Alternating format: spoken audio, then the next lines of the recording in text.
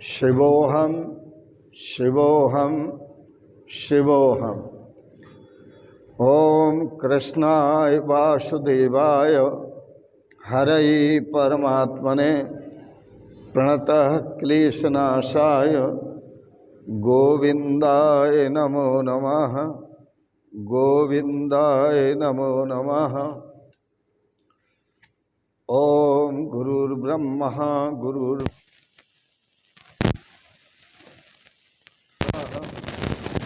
साक्षात् परब्रह्म तस्मै श्री गुरवे नमः। तस्मै श्री गुरवे नमः। पूर्व प्रसंग में आप श्रवण कर रहे थे, जब तक ब्रह्म ज्ञान नहीं होता तब तक भगवान में प्रीति भी नहीं होती और वह प्रीति सुदृढ़ भी नहीं होती। इसलिए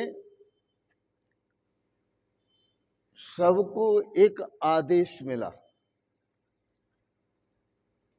भक्ति की परिपक्वता के लिए भगवान में जो प्रीति है उस प्रीति की परिपक्वता के लिए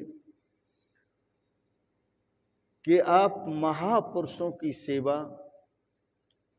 करें, उनका सत्संग सुने, क्योंकि महापुरुषों की सेवा और सत्संग मुक्ति का द्वार है।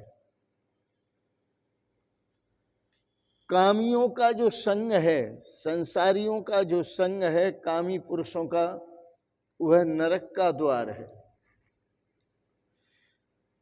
मृत्यु रूप संसार में फंसे हुए लोगों को कैसे बाहर निकाला जाए, उनके उद्धार करने के लिए ये संत महापुरुष ही समर्थ हैं, क्योंकि वह स्वयं तो अपने आप में असमर्थता महसूस कर रहा है। जिसका कोई गुरु नहीं है, जो संत महापुरुषों का सत्संग नहीं करता, वो स्वयं अपना उद्धार भी नहीं कर सकता। और एक बहुत कीमती बात, शास्त्र का सार वह स्वजन नहीं है जो अपनों का उद्धार न कर सके।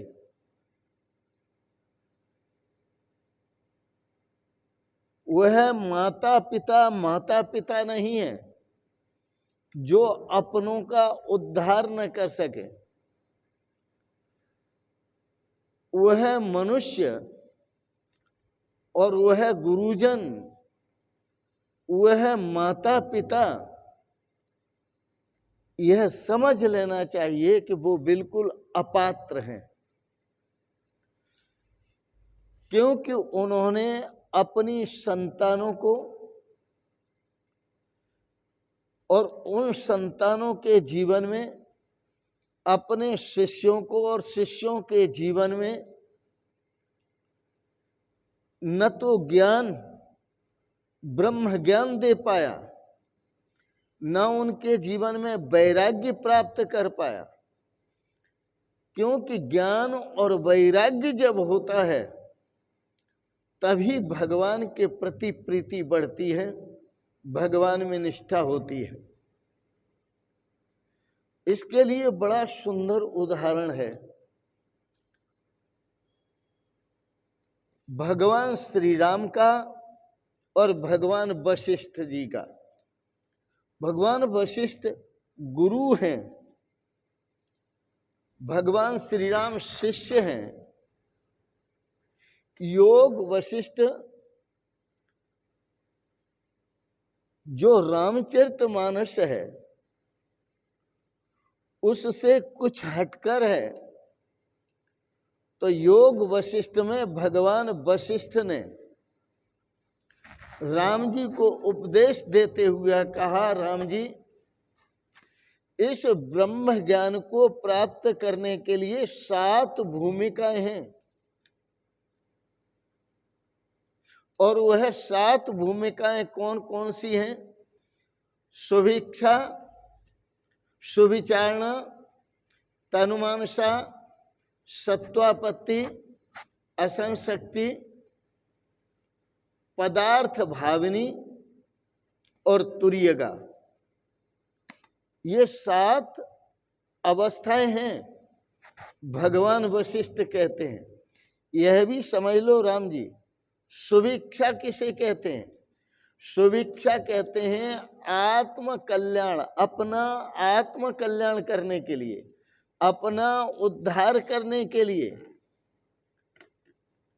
जो श्रोत्रिय ब्रह्मनिष्ठ गुरुजन हैं उनकी शरण में जाकर, उनके उपदेश सुनकर, सत्संग सुनकर और शास्त्रों का अवलोकन कर, अध्ययन कर, आत्म विचार की इच्छा, आत्म दर्शन की इच्छा, आत्म साक्षात्कार की जो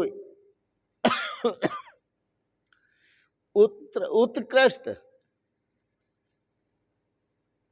इच्छा जागृत करने के लिए सुविचारणा कहते हैं, जिससे हमारे अंतःकरण की परमात्म तत्व को प्राप्त करने के लिए अंतःकरण की वृत्ति जागृत हो, उसे सुविचारणा कहते हैं। और उस उत्कृष्ट इच्छा जागृत हो परमात्मा के साक्षात्कार करने के लिए, उसको कहते हैं सुविचारणा, शुभ इच्छा। अब सुविचारणा किसे कहते हैं? सतगुरु के दिए गए जो उपदेश हैं, उन उपदेशों का और शास्त्रों का चिंतन करते हुए, विचार करते हुए जो जीवन जीते हैं, उनको सुविचारणा कहते हैं, उसे सुविचारणा कहते हैं। तनुमानसा किसे कहते हैं? तनुमानसा श्रवण, मनन, निधिध्यासन।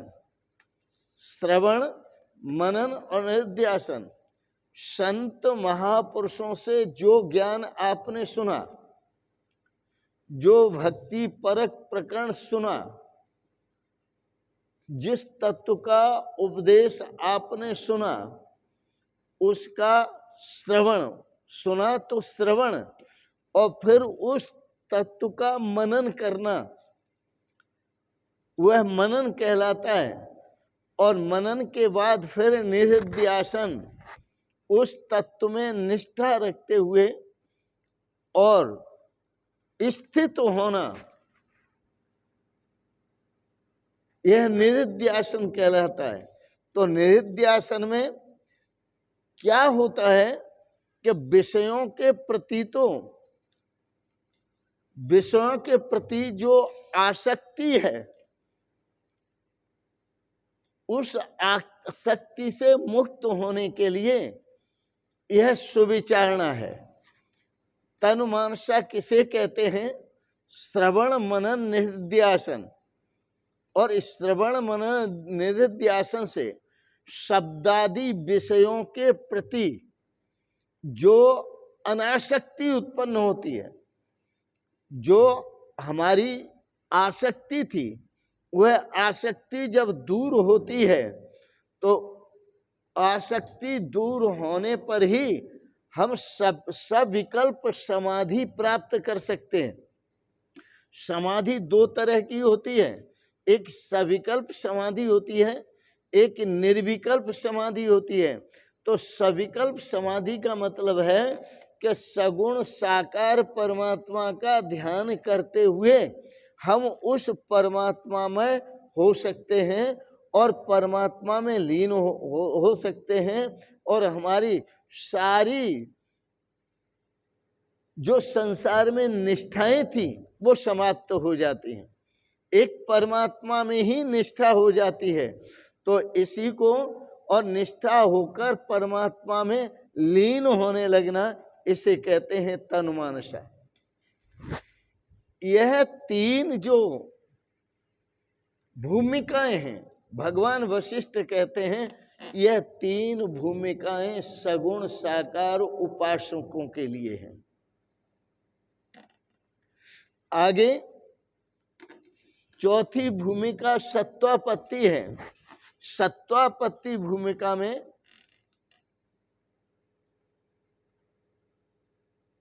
उन तीनों भूमिकाओं के साक्षात पर्यंत स्थिति में, तीनों भूमिकाओं में लगन के साथ जीना और साक्षात पर्यंत जीना। फिर आती है निर्विकल्प समाधि, निर्विकल्प स्थिति। निर्विकल्प स्थिति ही सत्वापत्ति है, जहां किसी प्रकार का कोई विकल्प नहीं रहता मन में, मन के अंदर संकल्प विकल्प सब समाप्त हो जाते हैं। तो सविकल्प समाधि की स्थिति जो है वो सत्वापत्ति तक है।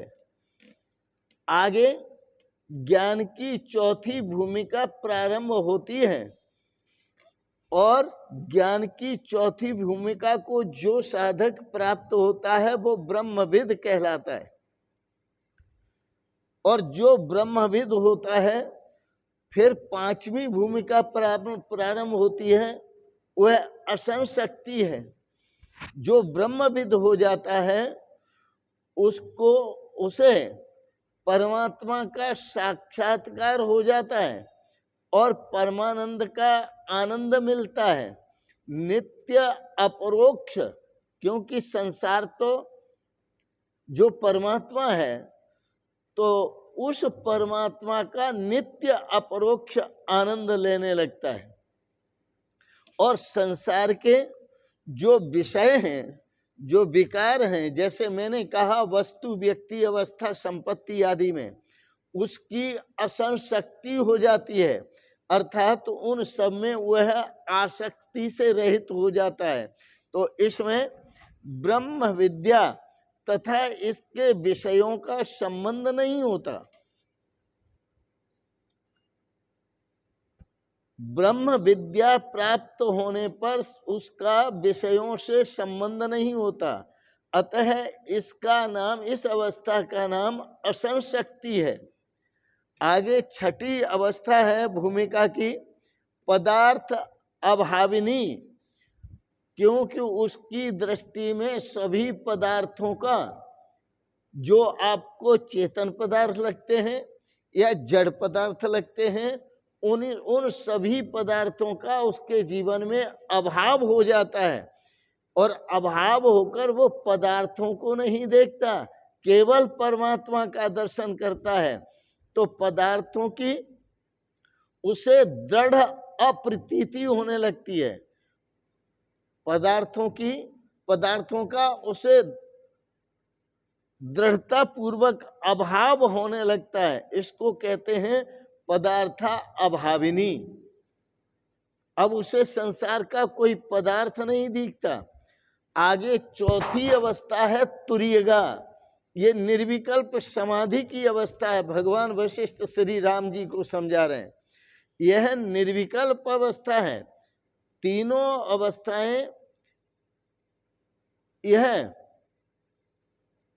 मुक्त होना, पूर्व की तीनों अवस्थाएं, पूर्व की तीनों अवस्थाओं से मुक्ति प्राप्त होना, मुक्त होना, और ब्रह्म जिस अवस्था में आत्म स्वरूप से, अखंड आनंद स्वरूप से, आत्म स्वरूप से अखंड आनंद, मैं इसलिए कहता हूं अखंड, आत्मा और परमात्मा दो नहीं है। सगुण और निर्गुण दो नहीं है। आत्मा परमात्मा अथवा सगुण और निर्गुण, इनका भेद वहां समाप्त हो जाता है। और जब भेद समाप्त होता है तो आत्म स्वरूप से ही परमात्मा स्वरूप की अनुभूति होती है, और वह उस अवस्था में अखंड आनंद का अनुभव करता है। अखंड आनंद का, तो शाश्वत शांति का अनुभव करता है, शाश्वत सुख का अनुभव करता है। इस अवस्था को कहते हैं तुरीयगा। इस अवस्था को तुरीयगा कहते हैं। तो इन सातों भूमिकाओं से, भूमिकाओं में, सातों भूमिका में जो प्रथम तीन भूमिकाएं हैं, सुवेक्षा, सुविचारणा और तन्मानसा, यह सगुण साकार परमात्मा का चिंतन करने के लिए हैं। यह बड़ी उच्च कोटि की भूमिका है, क्योंकि इन भूमिकाओं को जो अपनाते हैं वही आगे बढ़ते हैं। अन्य चार जो भूमिका हैं वो ज्ञान कोटि की भूमिका हैं। तीन भूमिकाएं सगुण ब्रह्म का चिंतन करने के लिए है। जो तीन भूमिका है पूर्व की, वो सगुण ब्रह्म का चिंतन करने के लिए है। और ज्ञान की जो पांचवी भूमिका है, उस भूमिका पर पहुंचने पर, ज्ञान की पांचवी भूमिका पर पहुंचने पर जड़ चेतन की जो ग्रंथि है वो समाप्त होने लगती है। जड़ चेतन की ग्रंथि, के जड़ चेतन की ग्रंथि ये कि मैं और हूँ, परमात्मा और है, ये संसार और है। फिर संसार में भिन्न भिन्न जो जड़ वस्तुएं हैं उनका जो ज्ञान है वह समाप्त होने लगती है, और साधक को आत्म अनुभव होने लगता है। तो आत्मा शरीर से भिन्न है, आत्मा शरीर नहीं है। इस भूमिकाओं में उत्तरोत्तर देह अभिमान छूटता जाता है, और अंत में उन्मत्त दशा प्रारंभ होती है। उन्मत्त दशा का मतलब अपनी मस्ती में जीना। उन्मत्त दशा का मतलब अपनी मस्ती में जीना, आनंदमय जीवन में जीना, शाश्वत सुखमय जीवन में जीना, शाश्वत शांतिमय जीवन में जीना, उसको वह अवस्था प्राप्त होती है अंत में। तो उन्मत्त अवस्था ऐसी उन्मत्त अवस्था कि जहां सबका अभाव है और स्वयं उस परमात्मा स्वरूप में एक हो चुका है। वह साधक जब, वह सिद्ध पुरुष जब ऐसी अवस्था प्राप्त करता है तो उन्मत्त होकर के घूमता है। कोई भी कुछ कहे, कोई कछु कहे, मन लागा रे। अब वो मन जो है उसका परमात्मा में लीन होता है। अब कोई भी कुछ कहता रहे, उसके उत्तर में वह कुछ कहना नहीं चाहता। यह स्थिति जो थी वो ऋषभदेव भगवान की थी श्रीमद् भागवत में, कि ऋषभदेव भगवान पागलों की भांति जब वो झूमते थे, जो ज्ञानी तत्वज्ञानी होते हैं उनमें पागलों में और छोटे बच्चों में कोई भेद नहीं होता। वो दोनों की जो स्थिति होती है वो एक ही होती है। बच्चे, छोटे बच्चे जो होते हैं उनको भी पदार्थों का अभाव दिखता है, और जो ज्ञानी होते हैं उनको भी पदार्थों का अभाव दिखता है। जो उन्मत्त हो जाते हैं ज्ञानी परंस, उनको भी पदार्थों का अभाव दिखता है। इसलिए वो केवल परमात्मा स्वरूप में लीन होते हैं। ऐसे थे ऋषभदेव भगवान। और ऋषभदेव भगवान पागलों की तरह घूमते थे।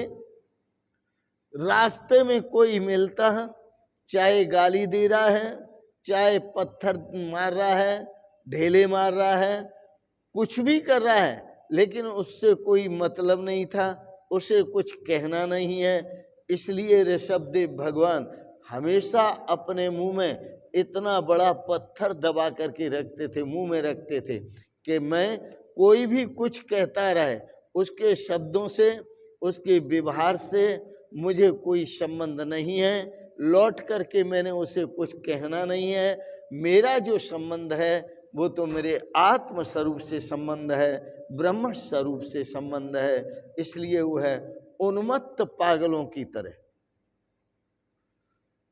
वो घूमते रहते थे।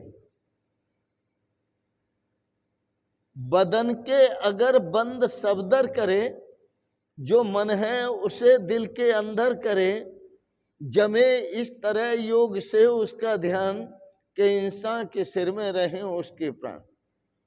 वह परमात्मा स्वरूप के साथ एक हो जाता है। जैसे ऋषभदेव भगवान हो गए थे, तो ज्ञानी जन भी इंद्रियों से डरते हैं, इसलिए वो मुंह में पत्थर रखते थे कि मुख भी एक इंद्रिय है, कोई भी कुछ बोलता रहे पर मेरे मुख, इस मुख से कोई शब्द न निकले। इससे वह कहते हैं, आचरण करके अपने चरित्र से बताते हैं, मनुष्य को अपनी इंद्रियों पर कभी विश्वास नहीं करना चाहिए। दूसरों पर तो विश्वास करना ही नहीं चाहिए, लेकिन अपनी इंद्रियों पर भी कभी विश्वास नहीं करना चाहिए। और मन का भी विश्वास कभी नहीं करना चाहिए। कभी नहीं करो मन का विश्वास, इंद्रियों का विश्वास कभी मत करो, क्योंकि ये इंद्रियां और ये मन आपको कहाँ लेकर डूब जाए इसका कुछ पता नहीं है। इसलिए आप हमेशा सावधान रहो। सावधानी हटी और दुर्घटना घटी। तो सावधान रहने के लिए यह हमें ऋषभदेव भगवान का सुंदर उदाहरण मिला है। एक बात और बताएं कि साधक जब अपनी जवानी में ही साधना करने लगता है, जवानी में साधना का मतलब संसार के विषयों से प्रीति हटाने लगता है और भगवान में प्रीति करने लगता है और विषयों से वैराग्य प्राप्त करता है, तब उसके अंदर भक्ति जागृत होती है। इसलिए भक्ति जागृत करने के लिए ज्ञान और वैराग्य का होना अत्यंत आवश्यक है। ऐसी भक्ति जैसी ऋषभदेव भगवान की थी। ऋषभदेव भगवान बस पागलों की तरह घूमते थे, छोटे बच्चों की तरह घूमते थे। वो किसी को कुछ कहते नहीं थे, बिल्कुल छोटे बच्चों की तरह। उसी में आनंद है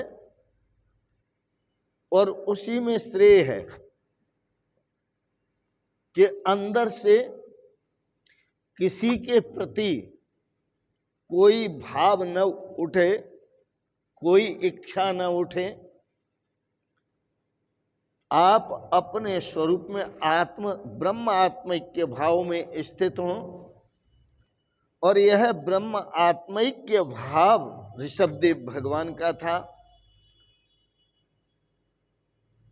जब ब्रह्मात्मैक्य भाव होता है तभी भक्ति, सच्ची भक्ति प्रारंभ होती है। और जब तक ब्रह्मात्मैक्य भाव प्राप्त नहीं होता तब तक सच्ची भक्ति प्राप्त नहीं होती। ब्रह्मात्मैक्य भाव प्राप्त करने के लिए, सच्ची भक्ति प्राप्त करने के लिए हमें संत महापुरुषों का सत्संग, सत शास्त्रों का अध्ययन, गुरुओं का मार्गदर्शन, सच्चे जो माता पिता हैं उनकी आज्ञा का पालन और इन सब की सेवा, सत्संग और सुमिरन, ये तीन बातें याद रखो और इन तीनों का आचरण करो, तभी श्रेय की प्राप्ति होगी। तो मैंने कहा वह स्वजन नहीं है जो अपने स्वजन का उद्धार न कर सके। वह माता पिता नहीं है जो अपने बालकों का उद्धार न कर सके, और वो गुरु नहीं है जो अपने शिष्यों का उद्धार न कर सके। आज के प्रसंग में इतना ही कहकर वाणी को विराम देते हैं। आपने बड़े प्रेम और श्रद्धा से आज श्रीमद् भागवत के प्रसंग को श्रवण किया, इसके लिए बहुत बहुत अनुग्रहित हैं। एक बात जरूर कहेंगे, भगवान आपको सद्बुद्धि ऐसी प्रदान करें जिससे आप भगवान के स्वरूप का चिंतन कर सकें और भगवान के साथ एक हो सकें, आप अपना उद्धार कर सकें। इसी में श्रेय है, इसी में सौभाग्य है, इसी में आनंद है। इन शब्दों के साथ वाणी को विराम देते हुए आपको बहुत बहुत शुभकामनाएं, बहुत बहुत आशीर्वाद और बहुत बहुत प्रणाम। प्रणाम। शिवोहम शिवोहम शिवोहम।